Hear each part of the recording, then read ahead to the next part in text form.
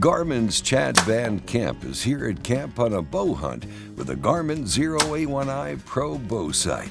Yep, got off the plane and drove to camp. Got here and put my quiver back on, put my stabilizer on, put my sight back on, and got on the range. 20-yard pin was hitting great, 40-yard pin was a little bit high, so I dropped that down with the validate feature and ready to go hunting. So I think I got into camp about noon, and by 2 o'clock we were leaving to go. And most of that time was just spent, chatting and eating lunch. Now, after quickly getting dialed in, he's off on his first hunt. But Chad didn't know the tree was already occupied. When you're in the deer woods, like everything that's crunching or moving, you assume is a deer. And so, we had some deer out in front, milling around and feeding, and I hear crunching behind me, and I'm thinking, man, there's a deer right underneath me. And I turn around just real slow, and I've got a porcupine right here staring me in the face. And I just turned back real slow the other way and hope that he didn't see me. It was pretty unnerving. Like, I don't know if they can like shoot quills or if it's only if you touch them, but I didn't want to find out. So that made for the rest of that sit was interesting, to say the least. So now we find Chad in a ground blind at what we call the dead end stand, where he'd seen some nice bucks during previous hunts, but he just never got the opportunity to draw back. We wanted to get in there super early to make sure that we didn't bump anything, and we were there 45 minutes before it even started to crack light. But emotions were high, anticipation was high. It was a beautiful, calm morning. It felt like something was going to happen. You just get that feeling.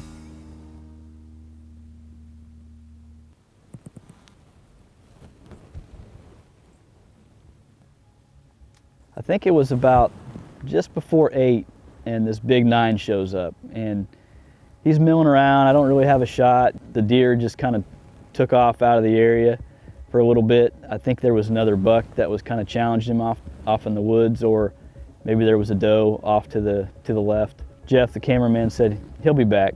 He'll be back. So we continued to wait.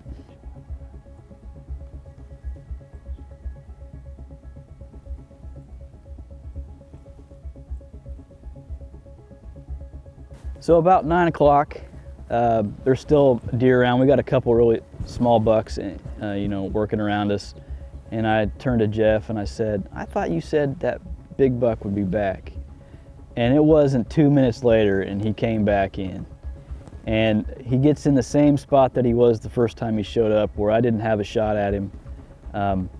But he's calm, he's feeding, everything looks good, but I got a couple extra set of eyes on me in the blind, and it is dead quiet still that morning. There's no wind. Anytime you shift in the chair or move your arms together, like, it sounds like thunder in the blind, and those deer would pop their head up and look, and then you just freeze. So finally the deer starts to make its way towards us, and I said, okay, here we go.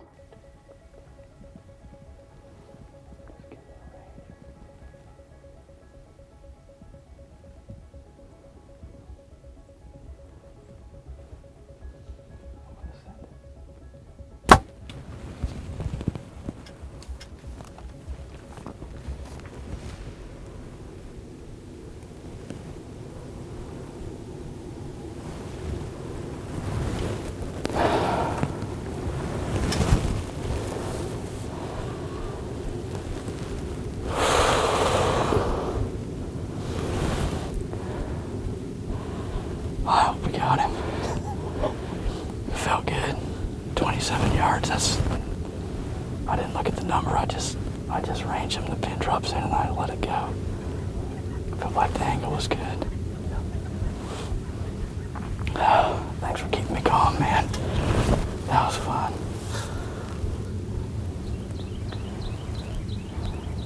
A little exciting. That was incredible. He's been tugging at my heartstrings like all morning. He came in, didn't give me a shot. Then he gave me a shot, but it was a bad angle. That was a long shot.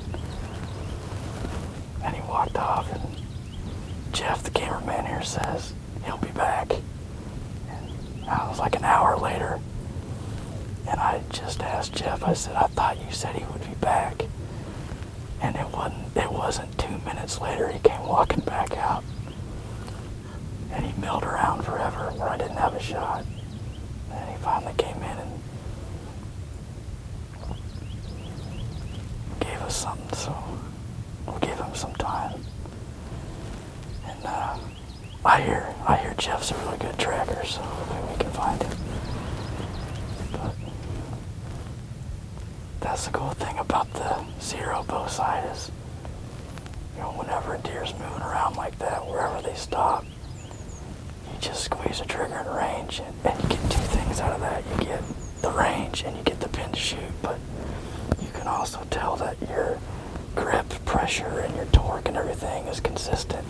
And I'm not used to shooting out of a ground blind and out of a chair. So when that all lines up, I know that I've got the same form that I have when I'm, you know, standing on the range. And it gives you so much confidence to take a shot. So I'm super jacked up right now.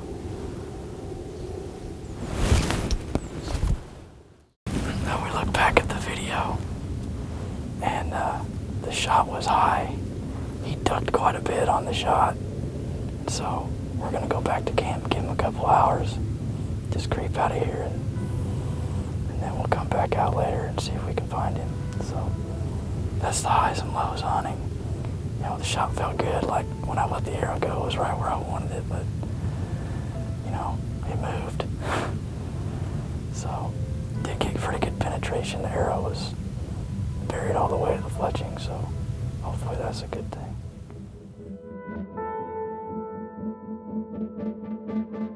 So it's about 11 o'clock, and we shot that deer at 9. Like I said, the hit was high, so went back and rounded up Wade. Back out here now, we're gonna see if we can't track it, find it. Got a 66i inReach device that we sell at Garmin, and we've got inReach satellite messaging on this as well as maps. So we're gonna be able to see where we've been, grid search for this thing, and cover all the bases in every effort to find it. Yeah, so when you're tracking a deer or exploring any place you've not been before, and you know, I'm unfamiliar with this territory, I mean, the first thing I'm gonna do is mark a waypoint at the truck so I can always get back to that spot. But also, you know, as we're tracking this thing and looking for blood like it's possible, get turned around and start going in circles, this is gonna let us know immediately if we have been to an area or we haven't yet, and if we're on the right trail. Here's my arrow. It broke off. Got ants and just looks like meat on it.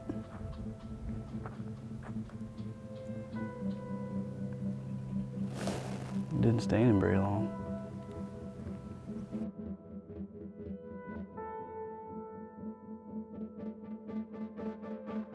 So I made a couple loops, didn't find anything, got back to the truck and just kind of looked at the inReach and said, well, I haven't made a loop out in this direction, and started walking, found the back half of my arrow. So it looks like it's got penetration all the way down to the wrap, and you can see we just haven't gone. So I'm looking to make